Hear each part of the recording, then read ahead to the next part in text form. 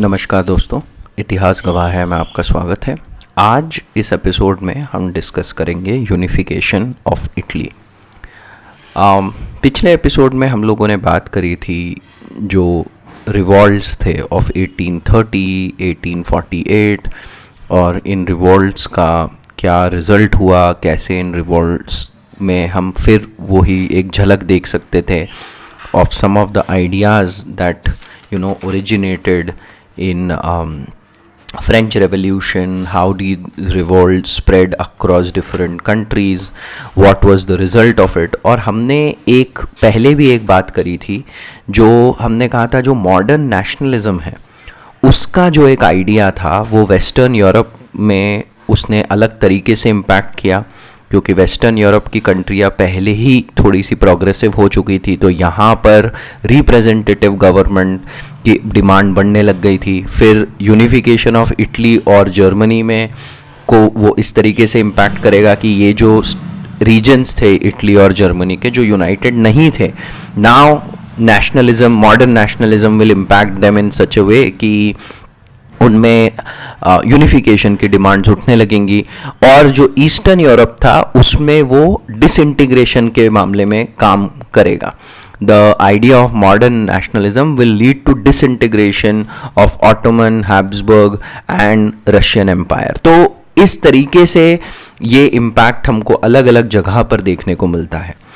Italy के unification की जहाँ पर बात आती है तो सबसे पहले हमें ये समझना होगा कि हिस्टोरिकली इटली में एक लेवल का कल्चरल सिमिलैरिटी हमको देखने को मिलता है रोमन एम्पायर के ज़माने से, जहाँ उनका इस रीजन में एक कल्चरल सिमिलैरिटी थी। फिर जो रिनाइसेंस था, पुनर्जागरण, वो उसकी शुरुआत इन्हीं एरियाज़ में हमें देखने को मिलती है। और इसलिए भी इटली में वो एक यूनिटी, इटली के जो रीजन्स थे उसमें वो एक यूनिटी वाला एस्पेक्ट हमें पहले ही देखने को मिलता है। बट इसमें चैलेंजेस क्या थे? द चैलेंजेस वर कि ये 7 स्टेट्स में, जैसा कि हम जानते हैं, 7 स्टेट्स के इंडिपेंडेंट रूलर्स थे। एंड देखिए, कोई भी एक अगर इंडिपेंडेंट रूलर है तो वो कभी भी ये नहीं चाहेगा कि उसका इंडिपेंडेंट रूल खत्म हो जाए, राइट, या वो किसी और में विलय हो जाए या किसी के अधीन हो जाए। भारत में इंडिपेंडेंस के बाद भी हमको ये देखने को मिलता है कि सरदार वल्लभ भाई को और भारतीय सरकार को बहुत एफर्ट्स लगाने पड़े to get all the princely states sign the instrument of accession और agree to join union of India. तो ये बहुत, मतलब ये तो एक जनरल ह्यूमन नेचर आप समझ सकते हैं कि कोई भी अपनी पावर छोड़ना नहीं चाहता है। एक पावरफुल व्यक्ति हमेशा यही चाहेगा कि उसकी पावर वैसी की वैसी ही रहे। तो क्या थे ये 7 स्टेट्स? एक तो पिडमॉन्ट, सार्डिनिया था, दूसरा, तीसरा और चौथा थे टस्कनी, मॉडेना और पार्मा। फिर 5th जो सेंट्रल इटली वाला रीजन था वो पोप के अधीन था। फिर लोम्बार्डी और वेनेशिया वर विथ ऑस्ट्रिया, और यूरोपियन व्यवस्था, यूरोपियन सिस्टम के चलते नेपल्स और सिसिली जो सदर्न इटली के पार्ट थे उनको बोर्बों के साथ दे दिया था। सो फ्रेंच में जो बोर्बों फैमिली थी उनके साथ नेपल्स और सिसिली थे। तो इस तरीके से 7 रीजन्स में इटली डिवाइडेड था। दूसरा क्या था कि इकोनॉमिक डिस्पैरिटी काफ़ी थी between north and south part of Italy, क्योंकि वो southern part of Italy was with French, तो इतना ज़्यादा डेवलप्ड नहीं था। इकोनॉमिक डेवलपमेंट में पिडमॉन्ट, सार्डिनिया में हमको ज़्यादा डेवलपमेंट देखने को मिलेगा। तीसरा क्या था कि pope had a rule over central Italy, तो उसका एक सबसे बड़ा रीज़न ये था कि नॉर्थ और साउथ ज्वाइन ना हो पाए, है ना। ये वही याद रखिए, मेटरनिक सिस्टम का सबसे बड़ा उद्देश्य ये था कि किसी भी टाइप के रेवोल्यूशन, किसी भी टाइप के डिसेंट को रोक के रखा जाए, और ये जो यूनिफिकेशन की डिमांड्स हैं इनको जितना हो सके उनको दबा के रखा जाए। तो उसके चलते पोप को सेंट्रल इटली का जो रीजन दिया था उसका रीज़न ये था कि ये नॉर्थ और साउथ को एक ना हो पाए। फिर ऑस्ट्रिया वॉज कॉन्स्टेंटली ओवरलुकिंग। हमने देखा भी कि चार्ल्स अल्बर्ट ने जब कोशिश भी करी थी यूनिफिकेशन ऑफ इटली जो नेशनलिस्ट डिमांड थी उसके बेसिस पे, तो वो हार गया ऑस्ट्रिया से और फिर वो मांगे थोड़ी दब के रह गई। तो इसलिए एक बहुत इंपॉर्टेंट चीज है, और एक फाइनल जो एस्पेक्ट है जो हम अभी थोड़े देर में एक और बार डिस्कस करेंगे, वो था difference in the form of unification. The demands were very different. तो एक फैक्शन था जो चाहता था कि ये राजतंत्र ही बना रहे, मतलब एक राजा के अधीन इटली यूनिफाई हो जाए। दूसरा था कि पूरा रिपब्लिकन फॉर्म आए, उसमें रिपब्लिकनिज्म और रैडिकल रिपब्लिकनिज्म डिमांड ये थी कि पूरा रिपब्लिक बन जाए। और तीसरा फॉर्म ये था कि ये पोप के अधीन हो जाए, है ना। तो वो तीन अलग अलग अप्रोचेस थे to even the idea of unification. अब देखिए होता ये, मतलब हाउ विल दिस प्रोग्रेस। और इटली के यूनिफिकेशन में जो 4 लोग हैं उनकी बहुत बड़ी भूमिका रही है। इनको फादर्स ऑफ द फादरलैंड के नाम से जाना जाता है, और these were, the first one was Giuseppe Mazzini, ठीक है, ग्युसेपे मैज़िनी, ग्युसेपे गैरिबाल्डी। तीसरे थे काउंट ऑफ कवूर, जिनका नाम कमिलो बेंसो था, बट उनको बहुत फेमसली काउंट ऑफ कवूर या काउंट कवूर के नाम से ही जाना जाता है। और फोर्थ थे विक्टर इमैनुअल सेकंड, द्वितीय, जो पीडमॉन्ट सार्डिनिया के शासक थे, जिनकी मदद से काउंट कवूर ने बहुत सारे अपने आइडियाज़ को इम्प्लीमेंट किया, and finally which led to unification. तो ये 4 लोगों का रोल है। And of course there were some external factors which were exploited by these 4 people towards unification of Italy. पहला तो ये था कि impact of industrial revolution, and industrial revolution जैसा मैंने कहा specifically benefited some parts of Italy, the northern parts of Italy which were became more prosperous and therefore more powerful, क्योंकि जहाँ प्रॉस्पेरिटी आएगी वहाँ का थोड़ा मिलिट्री स्ट्रांग हो जाएगा, वहाँ की इकोनॉमी स्ट्रांग होगी, तो उनको उस तरीके के एक्शंस लेने में आसानी होगी। दूसरा क्या था, कंसर्ट ऑफ यूरोप में जैसे मैंने कहा अपने आप ही क्रैक्स आ गए थे। क्रैक्स इसलिए आ गए थे क्योंकि मैंने जो कहा आपको, ऑस्ट्रिया और रशिया ये दोनों नॉन लिबरल फैक्शन फॉर्म करते थे, whereas France and Britain अब चाहते थे कि वो दोनों लिबरल वाले साइड पे थे, and they also wanted to ensure कि खासकर रशिया की पावर को लिमिटेड रखा जाए। तो इस कारण से ये जो डिफरेंस थे उसको इटली और वहां के जो डिप्लोमेट से, खासकर Count Cavour, will exploit it to their advantage to put the demand of unified Italy and achieve that demand. और तीसरा था क्रिमिया वॉर। क्रिमिया वॉर मैंने अपने रशिया एंड द वर्ल्ड वाले सीरीज में, जो 3 एपिसोड सीरीज है जिसमें एक ब्रॉड ओवरव्यू आपको मैंने दिया है रशिया एंड द वर्ल्ड का, उसमें भी डिस्कस किया है। और ये क्रिमिया वॉर की बहुत बड़ी इंपॉर्टेंस है, मतलब इसकी बहुत जगह, बहुत डायरेक्शन में इंपॉर्टेंस है।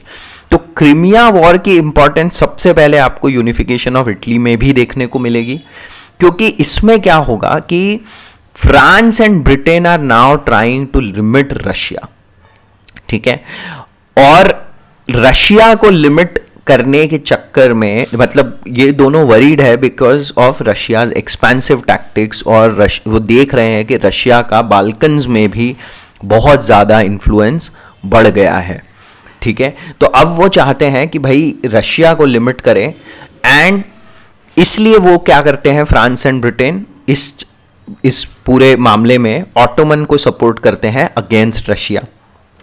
तो इस कारण से क्रिमिया वॉर होता है, और क्रिमिया वॉर में रशिया को ये लोग हरा देते हैं। और इस कारण से अब एक चीज होती है कि Russia's involvement in European affairs is done with this Crimea war for at least that time, और रशिया को वो लोग वहां से हटा देते हैं। तो यहां से both France and Britain achieve their goals, their motives, है ना। और क्रिमिया वॉर में हार के कारण their differences will erupt between Russia and Austria as well. तो अब क्या हुआ कि रशिया जब बाहरी हो गया तो यूरोपियन सिस्टम को एक बहुत बड़ा जोल्ट लगेगा, जो ये दोनों ही ऐसे दोनों ही चाहते थे ना, इन्हीं के ही सपोर्ट पे यूरोपियन सिस्टम बना था, ये लोग चाहते थे कि ऐसा बने, थोड़ा नॉन लिबरल सा। तो that system will receive jolt in Europe, और उसका फायदा कौन, काउंट कवूर उठाएंगे जो पिडमॉन सार्डिनिया के उस समय प्राइम मिनिस्टर होते हैं। Then the role of Louis Napoleon third, ये भी एक बहुत बड़ा। तो तीन चीजें अभी तक मैंने आपको बताई हैं, impact of industrial revolution, difference between concert of Europe, Crimea war, और चौथा है लुई नेपोलियन थर्ड का role, who becomes a little more accommodating towards the Italian and German nationalist demands. तो ये उन्हें एक बोलते हैं ना, he takes an accommodating approach. अब आते हैं कि कैसे ये रेवोल्यूशन आगे, कैसे ये यूनिफिकेशन की प्रोसेस आगे बढ़ी, and this we should look from the perspective of discussing 4 personalities जिनको मैंने फादर्स ऑफ द फादरलैंड, जिनको हम उसके नाम से जानते हैं। तो सबसे पहले है मैज़ीनी। देखिए मैज़ीनी की जो थॉट्स हैं, मैज़ीनी के जो आइडिया हैं, he influence so many future leaders including Gandhi, Nehru, Savarkar, Golda Meir जो आगे चल के इजराइल की प्रीमियर बनेंगी, उन सब को इन्होंने इन्फ्लुएंस करा। He was fully of republicanist and social democratic inspiration Mazzini. He was a historical radical. Historical radical का मतलब, अब ये सब हमको पीछे जाकर फ्रेंच रेवोल्यूशन से इसके कनेक्शन मिलेंगे। तो he was a historical radical, मतलब वो एक प्रॉपर सोशलिस्ट आइडियाज लेके, मतलब आप समझ सकते हैं कि जो रॉबेस्पियरी या जो जैकोबियन रूल के टाइम पे जो आइडियाज ओरिजिनेट हुए थे, ये उनसे कनेक्शन रखते थे। बट हमको ये ध्यान रखना है कि आप अगर इनको सोशलिस्ट डेमोक्रेटिक वाला ये उसके सपोर्टर हैं गुस्सेपे मैज़ीनी, तो आपको लगेगा, और यहां पर ही देखिए ये बहुत बड़ा डिफरेंस है, because he vigorously opposed Marxism. He was not in support of Marxism. In fact Mazzini और मार्क्स के बहुत बड़े डिफरेंसेस है। तो he was not a supporter of Marxism and he was also not the supporter of classical and liberal principles of age of enlightenment. ये बहुत ही interesting बात ऐसी है कि हमको बहुत बार लगता है कि कोई व्यक्ति अगर लिबरल नहीं है तो हम झट से सोच लेते हैं कि ये तो मार्क्सिस्ट होगा या कम्युनिस्ट होगा या सोशलिस्ट होगा, और हमको ये हम भूल जाते हैं कि इन तीनों आइडियाज में भी अपने अपने डिफरेंसेस हैं। तो मज़ीनी की एक पर्सनालिटी को देख के हमको लगता है कि ये बात समझ में आएगी, right, that he was a big supporter of social justice, also was a big supporter of social democratic form of government, है ना। तो इतने बड़े सपोर्टर थे कि he gave republicanism as his first priority over unification, है ना। तो कहने का मतलब यह है कि मैज़ीनी के ये जो आइडियाज थे ये बहुत इंपॉर्टेंट थे। his ideas formed the inspiration for the unification process, but at the same time in 1830s when he formed his organization Young Italy, these ideas were extremely radical and it kind of scared elites and nobles and even the middle class at that time, and that's why these ideas never took a concrete form, so much so कि Mazzini को एक समय Italy छोड़ के भागना पड़ता है and then he finally settles in England in 1837। तो ये हमको बहुत समझना ज़रूरी है कि इंस्पिरेशन जो है वो एक बहुत बड़े इंस्पिरेशनल फिगर रहेंगे इटली के यूनिफिकेशन में, बट जो कॉन्क्रीट एक्शन है वो नहीं ले पाएंगे because his ideas were too radical at that time. One of his शिष्य कह सकते हो या one of his disciples Giuseppe Garibaldi will play a major role in the unification in the latter part. तो ये तो हुए मज़ीनी। दूसरे जो बहुत बड़े नेता बन के आएंगे वो है Camillo Benso, also known as Count Cavour. He was the Prime Minister of Kingdom of Sardinia. He started as a Finance Minister of Kingdom of Sardinia and then was made the Prime Minister of Kingdom of Sardinia and is called as the brain of unification. ठीक है, तो inspiration of unification Mazzini हो गए, brain of unification is Count Cavour. ठीक है, तो जो vision था वो मजीनी ने दिया, उसमें जो प्रैक्टिकलिटी थी वो लाए काउंट कवूर। इंटरेस्टिंग बात यह है कि initially Count Cavour was opposed to unification because of his loyalty towards the royal family of Piedmont Sardinia. But बाद में under nationalist pressure he will become the supporter of unification, but he will not be a supporter of a unification in a republican form. Republican form क्या है, हमको वापस से याद रखना है, representative government with limited franchisee. Republican and democratic क्या होता है, representative government with full franchisee, universal franchisee. ये सब चीजें हमको कॉन्सेप्ट ध्यान में रखने हैं जब हम सोशल साइंस पढ़ रहे हैं। इनमें बहुत नुआंस डिफरेंस होते हैं, but those differences make for a big gap in how they are implemented. तो मैंने क्या कहा कि काउंट कवूर थोड़े प्रैक्टिकल व्यक्ति थे, ही वॉज अ डिप्लोमैट, ठीक है। तो ये हमको समझना चाहिए, और इनकी शुरुआत में ये चाहते थे कि he would annex Lombardy and Venetia from Austria. ये उनका प्लान था to expand Piedmont and Sardinia. Unification नहीं चाहते थे, just expansion of Piedmont and Sardinia because of his loyalty towards the royal family.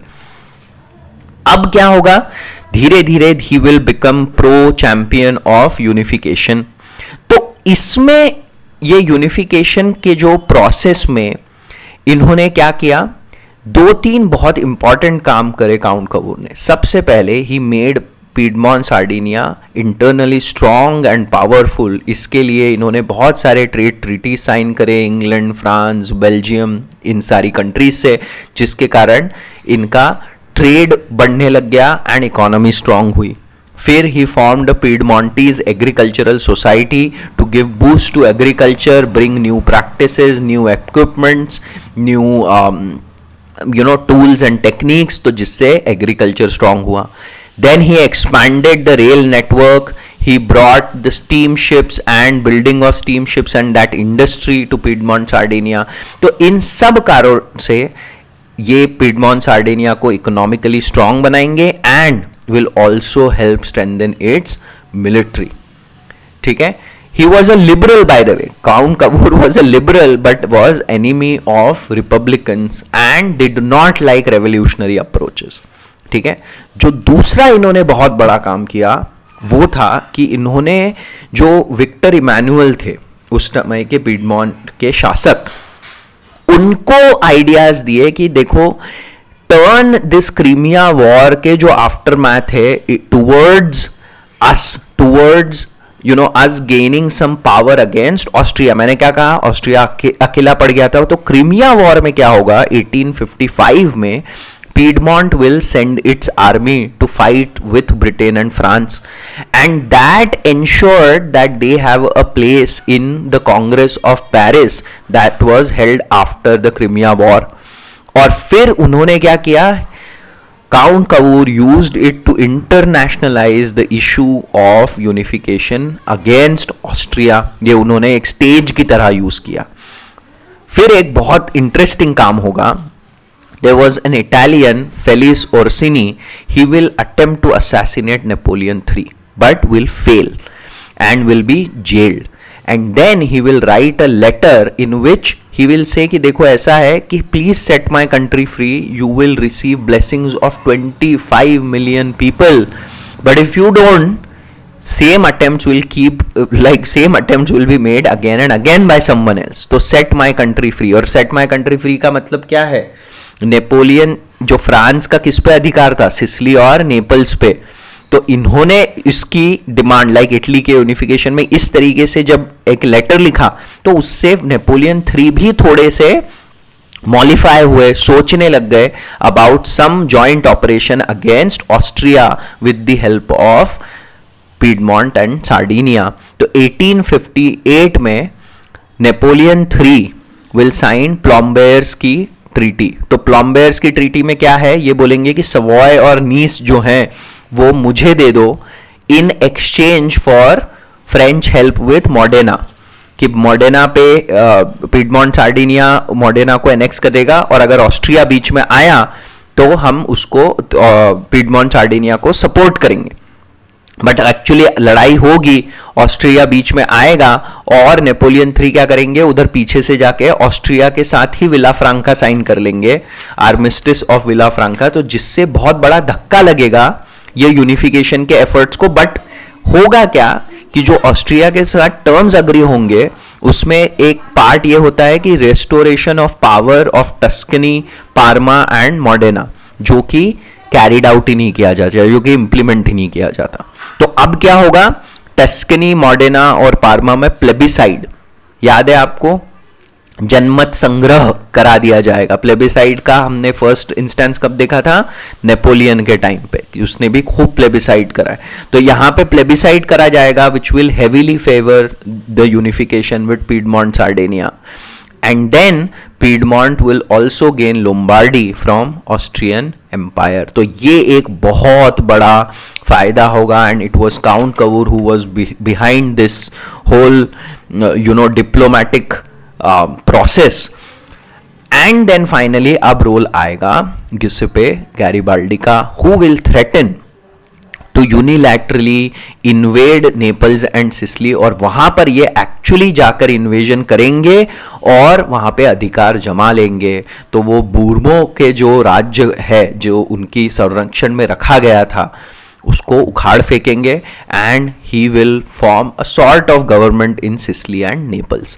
Now this is the time when Victor Emmanuel will start sending his army and will capture the Pope ruled areas. So वो north से शुरू करेंगे, capture करेंगे Pope ruled area से, and then Count Cavour will ask Victor Emmanuel, क्योंकि Count Cavour को Garibaldi बिल्कुल अच्छे नहीं लग रहे होते। क्यों? क्योंकि Garibaldi is what kind of person, he is this people's movement, revolution, Republican ideas वाले पर्सन है ना, मैजिनी के डिसाइपल है। ऑल्दो मैजिनी की आइडियाज से वो भी थोड़ा सा टर्न हो जाते हैं, मैजिनी के आइडियाज से फुल रिपब्लिकनिज्म, तो बट गैरिबाल्डी सोचते हैं कि नहीं, थोड़ा राजतंत्र तो होना ही चाहिए, तो वो थोड़ा सा राजतंत्र के फेवर में चले जाते हैं, ठीक है। बट काउंट कवूर से फिर भी उनके बहुत बड़े डिफरेंसेस होते हैं, ठीक है। Now Victor Emmanuel will hold discussions with Garibaldi, who finally will agree to merge Sicily and Naples, and he will hand over Sicily and Naples, and that is how the unification of Italy will be done. हमको ये बात समझनी जरूरी है कि unification of Italy did not go according to exactly how Count Cavour wanted, and did not also go exactly how Garibaldi wanted. एक को बहुत पूरा रिपब्लिकन बनाने का मन था, दूसरे को पूरी तरीके से राजतंत्र, ये कहीं पे एक बीच में आ गया। फिर भी गैरिबाल्डी को इस बात का बहुत अफसोस रहेगा कि हमने एक राजतंत्र को उखाड़ फेंका और दूसरा राजतंत्र अब यहां पर आ गया। बट द फैक्ट इज, हमको ये समझना चाहिए कि ये पूरा जो यूनिफिकेशन है इसमें एक बहुत बड़ा जो फैक्टर था वो जनता की डिमांड थी, नेशनलिस्ट प्रेशर था, ठीक है। दूसरा, सिसिली और नेपल्स को तो रिपब्लिकन मूवमेंट ने ही जीता था, तो इसलिए उसका भी बहुत बड़ा इंपैक्ट था। तो ये चीज हमको बहुत समझनी चाहिए। और Count Cavour first prime minister appoint होंगे ये यूनिफाइड इटली के, वो 4 ही महीने प्राइम मिनिस्टर रह पाएंगे, बट हाँ फर्स्ट प्राइम मिनिस्टर वो अपॉइंट होंगे। आगे चल के रोम और Venetia will also become part of Italy, और एक तरीके से ये यूनिफिकेशन ऑफ इटली पूरा हो जाएगा। But the idea that I want to focus on here is that how sometimes extreme radical ideas are not ready for that time, and it takes a very diplomatic approach with a mix of some radical ideas to achieve some of these I would say to achieve some of these ends. End in this case was unification of Italy. हमको ये बहुत अच्छे से समझना चाहिए कि ये unification को पीठ पीछे फ्रांस और ब्रिटेन ने एक तरीके से फेवर किया, because they wanted to keep Austria थोड़ा isolated, keep Russia completely out of European affairs, and that kind of help the idea of unification. तो ये तो हो गया यूनिफिकेशन ऑफ इटली, इसमें किन किन कारणों से सपोर्ट मिला, कौन कौन मेजर पर्सनालिटीज थी, आज हमने डिस्कस किया. अगले एपिसोड में now we will start discussing unification of Germany. सुनने के लिए आपका बहुत बहुत धन्यवाद. अंटिल नेक्स्ट टाइम, जय हिंद.